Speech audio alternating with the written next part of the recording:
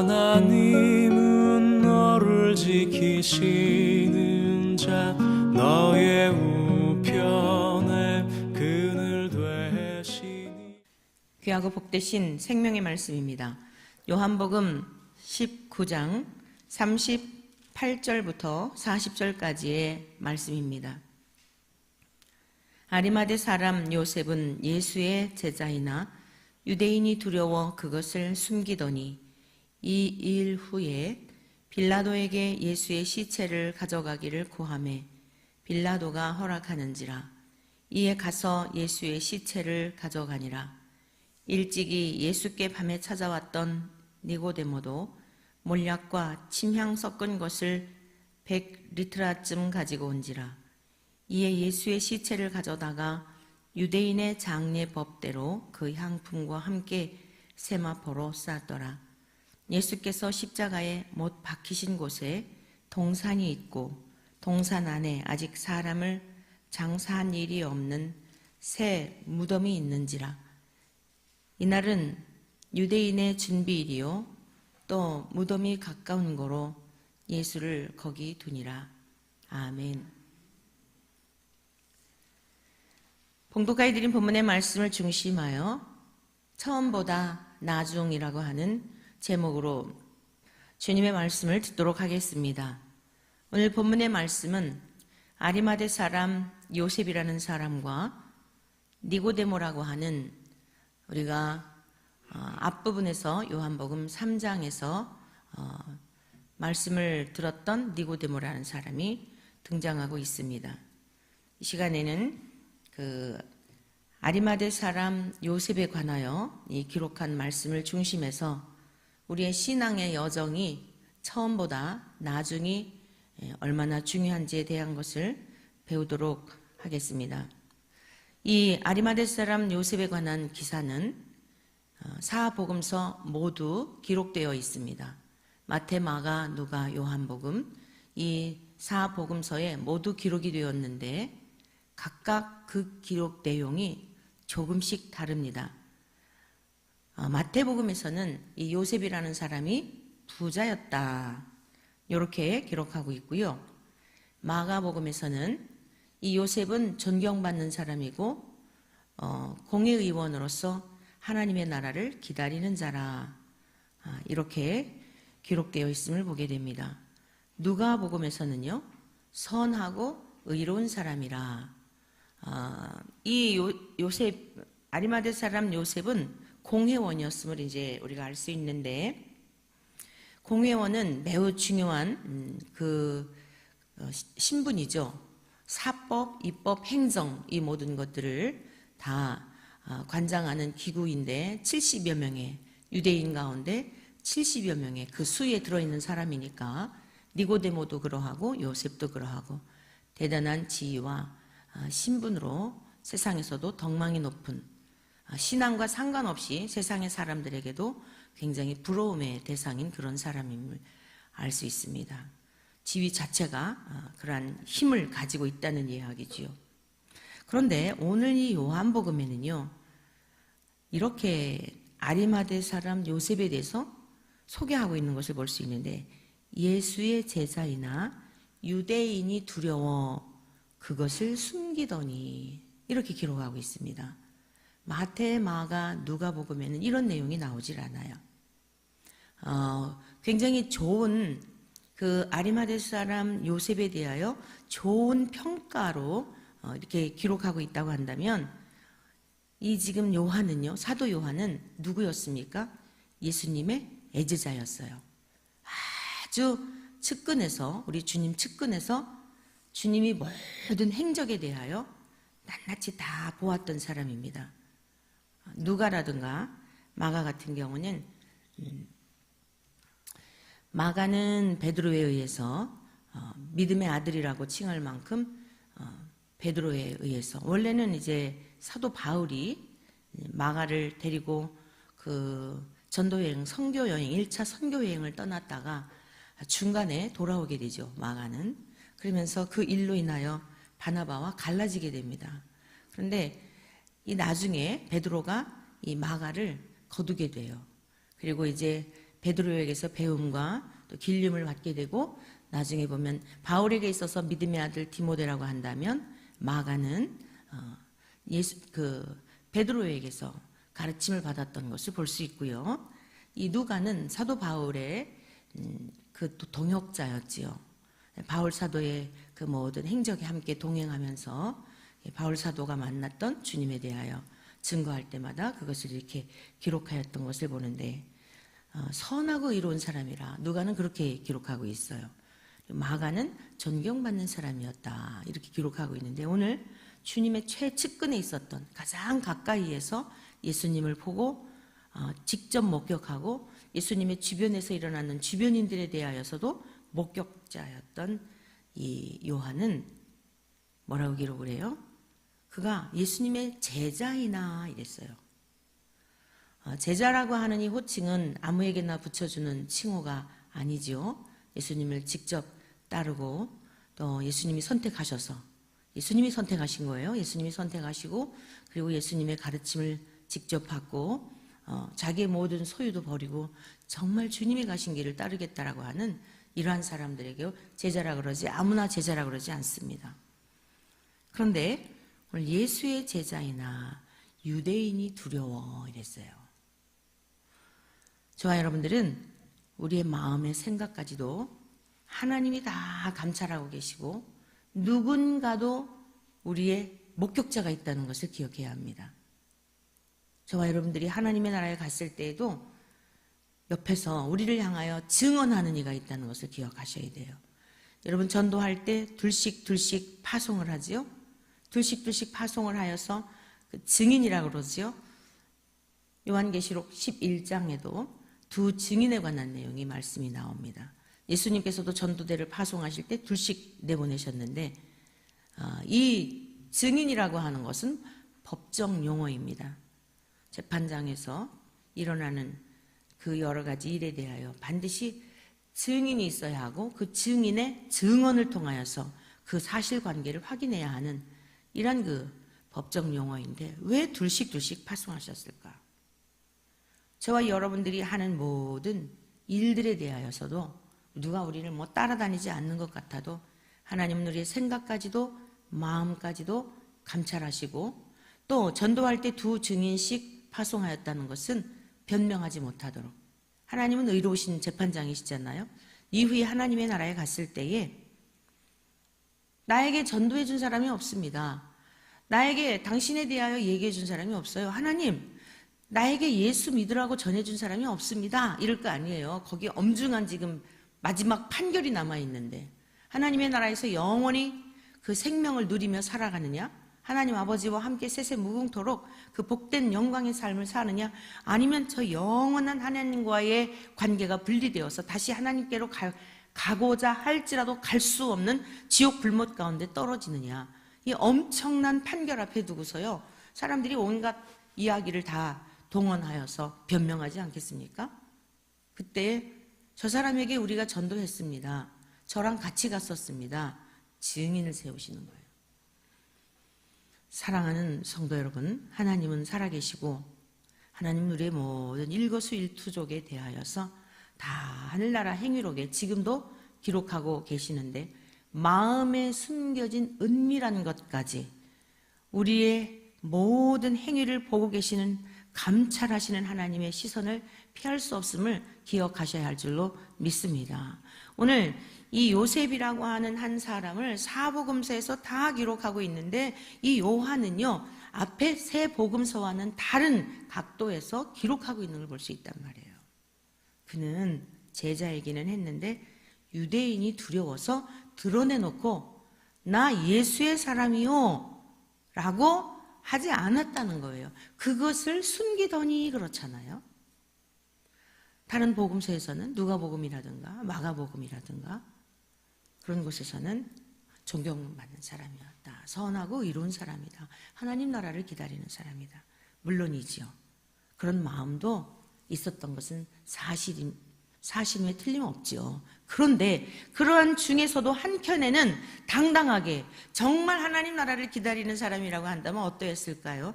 나서서 이분은 의로운 분이십니다. 이분은 하나님의 아들이십니다. 우리가 이러면 안 됩니다.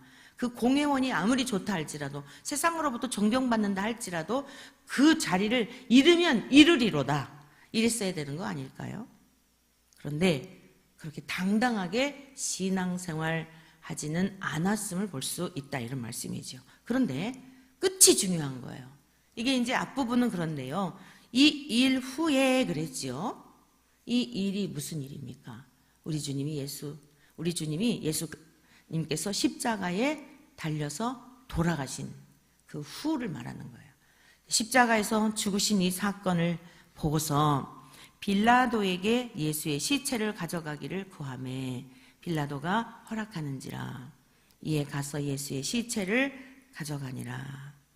사랑하는 성도 여러분들이요, 우리 주님을 믿기는 믿고 따르기는 따르지만 세상에 어떠한 것을 잃을까 봐서 은밀하게 에이 하나님 내 중심을 아시지, 선생님도 내 마음을 아실 거야 그러면서 당당하게 자기를 드러내지 못하고 노출한 이러한 신앙인은 아니었다 할지라도 정작 우리 주님이 가장 고난당하시고 가장 수치를 당하시고 이루 말할 수 없는 하나님으로서 그 기가 막힌 죄가 전혀 없는 완전하신 분으로서 죄인처럼 처참하게 죽으신 그 이후에 이 아리마대 사람 요셉은 담대하게 그는 등장하는 겁니다. 그래서 다른 복음서에는 당돌하게라고 표현을 하고 있어요. 당돌하게 빌라도에게 가서 시체를 내어달라 이랬다라고, 그렇게 당돌하게라고 하는 이러한 단어를 수식하고 있는 것을 볼 수 있는데, 주님은 우리의 처음보다 끝이 어떠했나에 따라서 굉장히 중요하게 평가하는 기준이십니다.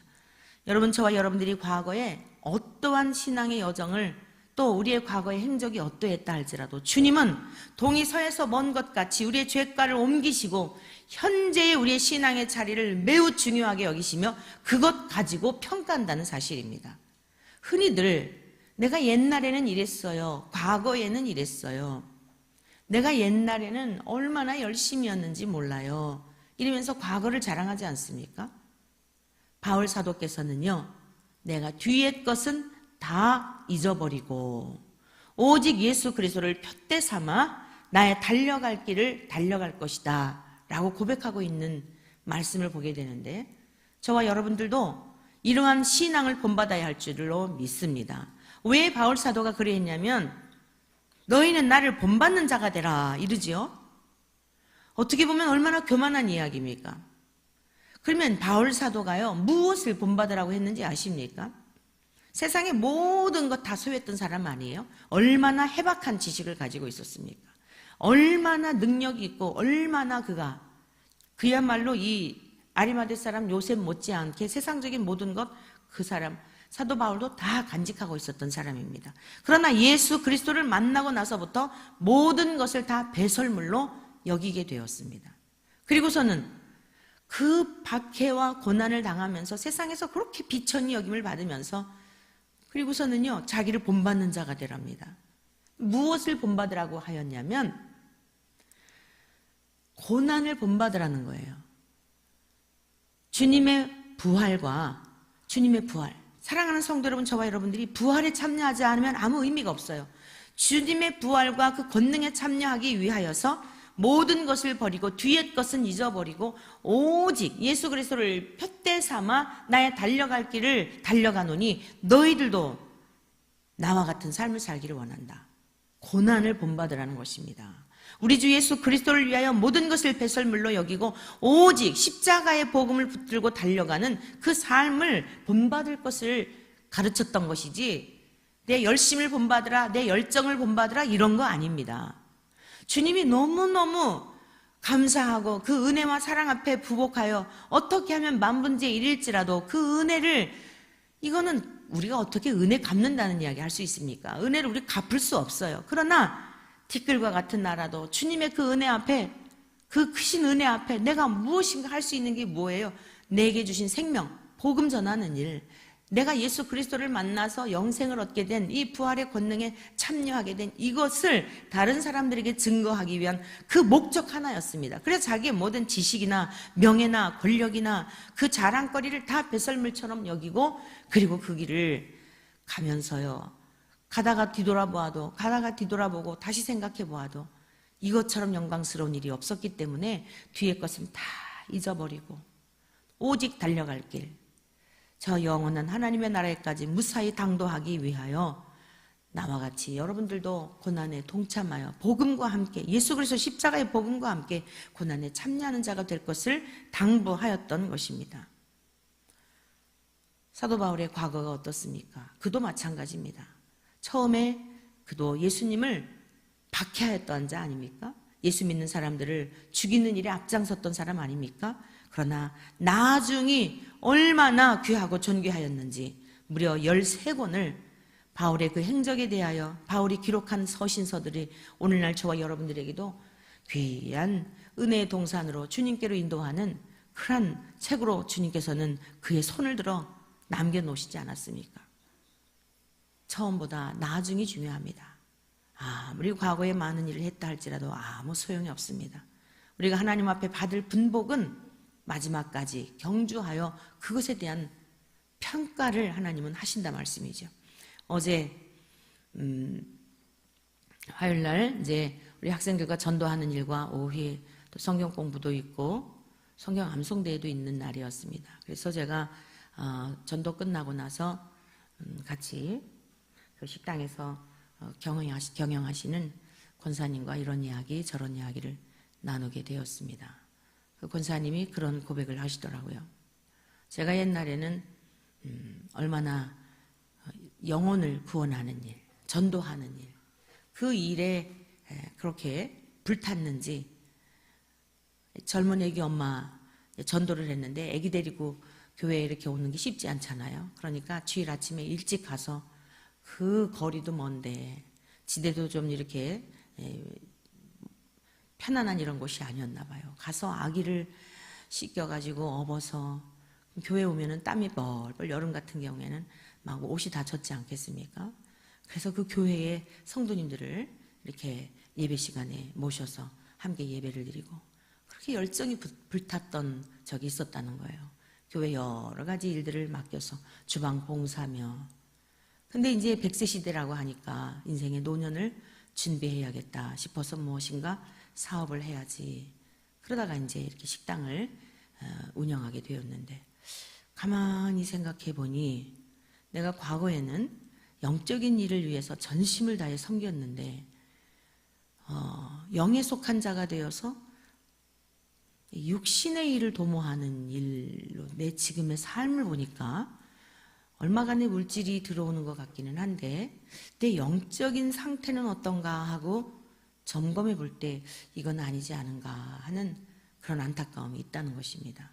오히려 육에 속한 일을 하다가 영에 속한 일을 해야 하는데 하나님의 나라를 위해서 열심히 헌신하고 충성하다가 이게 지금 내가 무슨 일을 하고 있나, 내가 이렇게 신앙생활하는 것이 옳은가, 주일날밖에는 예배드리러 갈 수가 없다는 거예요. 그리고 너무나 이제 몸도 피곤하니까 어떤 봉사도 할 수 없고, 과거에 주방 봉사를 할 때 음식점에서 일하시는 분들에게 도움을 요청했대요. 아무래도 그분들은 식당에서 일을 하거나 또 뭐 이렇게 하시는 분들은 숙달되어 있잖아요. 근데 그분들이 제발 나 좀 시키지 말라고 그러더래요. 이해를 못했대요. 아니 당신의 은사인데 아니 음식점에서 일했던 그 경험을 가지고 와서 교회에 와서 봉사 좀 하지. 너무너무 일주일 동안도 이 음식점에서 시달렸는데 교회까지 와가지고 주일날 이거 하는 거 너무 힘들어요. 이해를 못했었대요. 지금은 너무너무 이해가 된대요. 과거에는 그렇게 많은 주방에서 성도들을 섬기는 일들을 할지라도 기쁨이고 그랬는데 지금은 너무너무 몸이 힘드니까 주일날 간신히 가서 예배만 드리고 오는 그런 상황에 대한 것을 이야기하는 그런 시간이었어요. 제가 그렇게 권면해 드렸죠. 영이 살아있기 때문에, 아직은 영이 살아있기 때문에 그런 감각이 있는 것입니다. 이제 나중에는 무디어져서 그대로 그냥 익숙해지게 되면 그러려니 하고 살아가게 됩니다. 하나님 앞에 기도해 보십시오. 하나님께서 그런 마음을 자꾸 일깨워 주실 때에 무엇이 더 중요한지, 내가 이 일을 인하여서 무엇을 지금 얻고 있고 잃고 있는지, 그런 나눔의 시간이었습니다.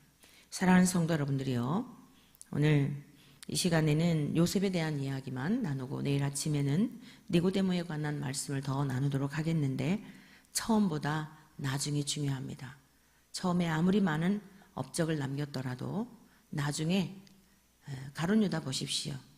보통 사람 아닙니다. 그도 예수님의 측근에서 재물을 맡아서 담당할 정도라면 예수님에게 얼마나 신뢰를 얻었던 사람인지 모릅니다. 아무에게나 재물을 맡기지 않습니다. 재정을 담당할 수 있는 사람은 그만큼 능력도 무엇인가 또 잘 관리할 수 있는 그런 것도 있겠지만 신뢰할 수 있는 사람에게 맡기는 것입니다. 그런데 그렇게 신뢰를 받았던 가룟 유다는 어디로 갔습니까? 반면 처음에는 내가 예수님을 믿는다고 당당하게 드러내지 못하고 유대인들이 두려워서 자기의 그 신분을 박탈당할까봐, 자기에게 주어져 있는 어떤 것들이 손해가 날까봐 그러했던 사람이었지만 예수님의 죽으심을 보고 이거는 아니지, 담대하게 나서서 우리 주님의 시체를 가져가서 우리 주님, 자기가 사두었던 무덤에다가 주님을 잘 모셔드리는 이러한 이 모습, 처음보다 나중이 중요한 것 명심하십시오. 과거에 아무리 많은 일을 했다 하더라도 현재 오늘 우리의 이 신앙관을 가지고 하나님은 평가하신다는 것, 그리고 미래라고 하는 것은 절대 장담할 수 없습니다. 내가 지금은 이렇지만 나중에는 이럴 것입니다. 여러분, 내가 지금은 이렇지만 나중에 이럴 것입니다 라고 하여서 그 열매를 맺을 수 있는 것 우리의 권한이 아닙니다. 인간에게는 내가 결심한다고 하여서 결심한 대로 되어지는 것이 아니기 때문입니다. 왜 그러느냐? 악한 원수 마귀는 열매를 맺지 못하도록 온갖 방법을 동원하여서 그 열매를 떨어뜨리도록 회방하기 때문에 그 영적 싸움에 넉넉히 이길 수 있는 것 쉽지 않다는 말씀입니다. 저와 여러분들, 처음보다 나중이 더욱 중요한 것 기억하셔서 우리가 가는 길, 십자가의 길, 외로운 길, 고난의 길인 것 같아도 우리는 이 세상에서의 삶이 전부가 아니고 저 영원한 주님 나라에 안착하였을 때에 주님께서 예비하여 두신 상상할 수 없는 그 하나님 나라에서의 하나님과 함께 누리게 될, 우리 주 예수 그리스도와 함께 누리게 될 영광은 이 세상에서 고난과 좋게 비교할 수 없다 말씀하셨습니다. 주 예수 그리스도께서 가신 그 길을 끝까지 잘 따르심으로 말미암아 주님의 나라에 이르러서 우리 주님이 예비하신 그 풍성한 은혜 안에 넉넉히 누리며 살게 되는 우리 모두 되시기를 주의 이름으로 간절히 축원합니다. 하나님은 너를 지키시는 자, 너의 우편에 그늘 되시니 낮에